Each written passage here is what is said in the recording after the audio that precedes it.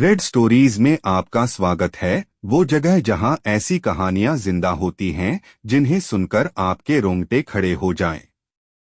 हमारी कम्युनिटी का हिस्सा बनने के लिए और नए वीडियोस को सपोर्ट करने के लिए अभी इस वीडियो को लाइक करें और चैनल को सब्सक्राइब करें। कहानी शुरू करने से पहले कमेंट्स में बताइए कि अगर आप हमारे हीरो की जगह होते तो क्या करते। तो चलिए अब ध्यान से सुनिए, क्योंकि यह कहानी भरोसे, रिश्ते और एक ऐसे सच की है जो अचानक सामने आकर सब कुछ बदल देता है।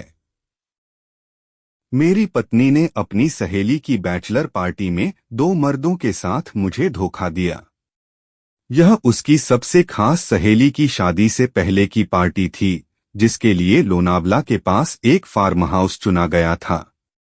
प्रिया किसी भी कीमत पर वहां जाना चाहती थी और मुझे उस पर पूरा भरोसा था। जाने से एक शाम पहले वो हमारे बेडरूम में आई, मेरे पास बैठी और उसकी आंखों में कुछ अनकहा बोझ साफ झलक रहा था। उसने मुझसे जाने देने के लिए शुक्रिया कहा और बस मजे करने की बात कही। मैंने भी मुस्कुराकर हामी भर दी। वो मुझे चूमकर सो गई और अगली सुबह सहेलियों के साथ निकल गई। पूरा वीकेंड हमारी कम बात हुई, लेकिन मैसेज चलते रहे। रविवार शाम उसने लिखा कि घर लौट रही है। जब वो आई तो बहुत खुश दिखी, जैसे सच में खूब मस्ती करके लौटी हो। अगले हफ्तों में वो लगातार शादी की तैयारियों में अपनी सहेली की मदद करने जाती रही। फिर एक दिन ऑफिस में मैंने सुना कि लोग उसी फार्म हाउस पार्टी के एक वीडियो की चर्चा कर रहे हैं। कहा जा रहा था कि ऑनलाइन एक वीडियो सामने आया है जिसमें एक औरत 2 मर्दों के साथ आपत्तिजनक हालत में दिख रही है। उत्सुकता बढ़ती गई और एक शाम मैंने खुद उसे ढूंढने की कोशिश की, लेकिन कुछ हाथ नहीं लगा। जब प्रिया घर आई तो मैंने उससे उस वीडियो का जिक्र किया। वो हैरान दिखी और अनजान बनने लगी। अगले दिन ऑफिस में एक सहकर्मी ने मुझे वही वीडियो दिखा दिया। मैं सन्न रह गया। फुटेज में कम कपड़ों में आदमी, औरतों की आवाजें और माहौल की अजीब उन्मुक्तता दिख रही थी। पहले पल मुझे लगा यह बस नाच गाना होगा, लेकिन जो आगे दिखा उसने मेरी सोच और मेरी दुनिया दोनों हिला दी। उसमें एक पल ऐसा आया जब उनमें से एक आदमी एक खास औरत के बेहद करीब आ गया। जैसा कि पता चला वो मेरी पत्नी थी। मेरा पूरा हाव भाव एकदम बदल गया। हंसी गायब हो गई और उसकी जगह एक गहरे सन्नाटे ने ले ली। वीडियो में वो पल दिखा जब मेरी पत्नी ने उसे छू ना शुरू किया, फिर दूसरा आदमी पीछे से आया और उसे भी छूने लगा। वहां से हालात और बिगड़ गए। फिर एक आदमी ने मेरी पत्नी को अपने कंधे पर उठाया और उसे बगल के कमरे में ले गया और दूसरा आदमी उसके पीछे पीछे गया। मैं पूरी तरह से सन्न रह गया था। मेरा मुंह खुला का खुला रह गया था। धीरे धीरे दोनों आदमी कमरे से बाहर निकले और उनके पीछे मेरी पत्नी निकली। उसके चेहरे पर एक बड़ी सी मुस्कान थी और उसने कपड़े नहीं पहने थे। इसी पल उसका वीडियो खत्म हो गया और मैं सदमे की हालत में वहीं बैठा रह गया। मैं जो कुछ देख चुका था उसे समझने की कोशिश कर रहा था। मुझे समझ नहीं आ रहा था कि आगे क्या करूं। मैंने अपने विचारों को इकट्ठा करने के लिए एक पल का ठहराव लिया। इसके बाद मैंने अपने सहकर्मी से पूछा कि क्या वो मुझे ये वीडियो भेज सकता है, और वो मान गया। मैंने फैसला किया कि मैं अपनी पत्नी को इस बारे में कुछ नहीं बताऊंगा जो मैंने देखा था। मैं गुस्से और टूटन से भर गया था। यह बात कि वो उन 2 अजनबियों के साथ बिना किसी झिझक के इतनी करीब हो गई, जैसे कुछ हुआ ही न हो और जैसे मेरा कोई वजूद ही न हो, इस ख्याल ने मुझे निराशा में डुबो दिया। बाकी का दिन मैंने एक जिंदा लाश की तरह अपने काम किए और मेरे दिमाग में विचारों का तूफान मचा हुआ था। मैं अपने ख्यालों को समेट भी नहीं पा रहा था। हालांकि कुछ देर बाद मैंने किसी तरह खुद को संभाला। मैंने कुछ फोन किए। इनमें से एक फोन मैंने अपने एक दोस्त को किया जो वकील है। मैंने उसे पूरी स्थिति समझाते हुए इस मामले में सलाह मांगी। अपने दोस्त से संक्षिप्त चर्चा के बाद मैंने एक तलाक के वकील से संपर्क किया ताकि अपनी पत्नी के धोखे को देखते हुए मेरे पास मौजूद विकल्पों के बारे में जानकारी इकट्ठा कर सकूं, साथ ही यह भी समझ सकूं कि उसके संभावित अधिकार क्या होंगे। बातचीत के दौरान मैंने अपनी स्थिति के बारे में विस्तार से बताया, खासकर यह कि हमारे कोई बच्चे नहीं थे, लेकिन हम संयुक्त रूप से एक घर के मालिक थे जिस पर अभी भी कर्ज बाकी था और हम दोनों नौकरी करते थे। दो अलग अलग वकीलों से सलाह लेने के बाद मैं एक नतीजे पर पहुंचा। मैंने अपनी पत्नी को तलाक देने का पक्का इरादा कर लिया और अगले ही दिन तलाक के कागजात दाखिल करने का फैसला किया। वो कोई भी सफाई देती, वो उसके किए को सही नहीं ठहरा सकती थी और मुझे शक था कि उसे शायद उस वीडियो के बारे में पता भी नहीं था। मैंने वो रात बेचैनी में गुजारी। अगली सुबह मैं तकरीबन 6 बजे जाग गया। नींद मेरी आंखों से कोसों दूर थी, इसलिए मैं उठा, कपड़े पहने और काम के लिए निकल गया। मेरी पत्नी सो रही थी और मैंने उससे इस बारे में कोई बात नहीं की। यह बताना जरूरी है कि उस वीडियो को देखने के बाद से हमारे बीच कोई नजदीकी नहीं हुई थी। अपने दफ्तर पहुंचकर मैंने अपने बॉस को बताया कि मुझे कुछ दिनों की छुट्टी चाहिए। हालांकि उन्हें कुछ गड़बड़ महसूस हुई, लेकिन उन्होंने मेरी निजता का सम्मान किया और कुछ नहीं पूछा। फिर मैं घर चला आया। उन घंटों में जब मेरी पत्नी काम पर थी, मैंने उसका कुछ सामान और दूसरी चीजें पैक करना शुरू कर दिया। 2 सूटकेस अच्छी तरह से तैयार करके दरवाजे के पास रख दिए गए। पैकिंग पूरी करने के बाद मैंने सुबह के 11:30 बजने तक इंतजार किया। मैंने अपना फोन निकाला, वीडियो का लिंक ढूंढा और उसे अपनी पत्नी को भेज दिया। यह साफ था कि उसने तुरंत मैसेज पढ़ लिया था। मैंने एक वीडियो कॉल की। मैंने अपना फैसला साफ साफ सुना दिया। मैंने उसे तलाक देने की अपनी इच्छा के बारे में बताया और यह भी खुलासा किया कि मैं पहले ही प्रक्रिया शुरू कर चुका हूं। इसके अलावा मैंने उसे बता दिया कि उसे अपना सामान आकर ले जाना होगा। उसने अचानक फोन काट दिया, लेकिन करीब 5 मिनट बाद वापस कॉल करके कहा कि वो घर आ रही है। मैंने उसे बताया कि जब वो आएगी तो मैं ऊपर अपने कमरे में रहूंगा और मैं उसे देखना नहीं चाहता। जब वो घर पहुंची तो उसकी आंखों में आंसू थे। उसने मुझसे पूछा, तुम्हें यह वीडियो कहां से मिला? मैंने कहा, मैं तुम्हें कुछ नहीं समझाने वाला, बस यहां से चली जा। जवाब में उसने जिद की, मैं कहीं नहीं जा रही हूं, यह मेरा भी घर है।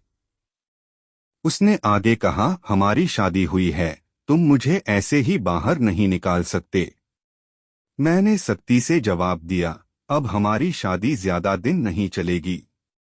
मेरी बात सुनकर वो पूरी तरह टूटती हुई नजर आई, लेकिन मैं उस वक्त किसी भी तरह की बहस या सफाई सुनने की हालत में नहीं था। निराश होकर उसने अपनी सबसे अच्छी दोस्त को फोन लगाया, कांपती हुई आवाज में उसे पूरी स्थिति समझाई और बताया कि मैं उसे घर से निकालने का इरादा रखता हूं और मेरे पास वो वीडियो है। उसकी दोस्त ने तुरंत आने की पेशकश की और कानूनी मदद का इंतजाम करने का वादा किया। कॉल खत्म होते ही मेरी पत्नी ने जल्दी जल्दी अपने बैग पैक किए और घर छोड़कर चली गई। इसके तुरंत बाद उसकी दोस्त ने मुझे फोन किया और पूछा कि मैं प्रिया को घर से क्यों निकालना चाहता हूं। जवाब में मैंने बिना देर किए उसे वही वीडियो लिंक भेज दिया। वीडियो देखने के बाद उसने कहा कि वो प्रिया की तरफ से वकील करेगी और मुझसे जोर देकर कहा कि मैं उसके मामलों में दखल न दूं। मैंने साफ कहा कि यह हमारा निजी मामला है और मैंने पहले ही तलाक की प्रक्रिया शुरू कर दी है। अगले कुछ दिनों तक प्रिया लगातार मुझे मैसेज, कॉल और वॉइसमेल भेजती रही, लेकिन मैंने एक का भी जवाब नहीं दिया। आखिरकार उसके वकील का फोन आया। उसने मुझसे पूछा कि क्या मेरा कोई वकील है। मैंने उसे सारी जानकारी दे दी।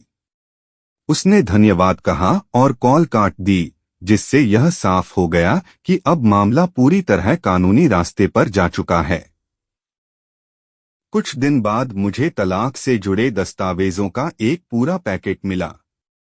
मैंने उन्हें ध्यान से पढ़ा और अपने वकील को भेज दिया। कुछ और दिनों बाद मेरे वकील ने बताया कि प्रिया घर और एक कार समेत आधी संपत्ति की मांग कर रही है, हालांकि उसने गुजारा भत्ता नहीं मांगा था। मैंने उसे बताया कि उसके पिता बेहद अमीर हैं और उसे पैसों की कोई कमी नहीं है।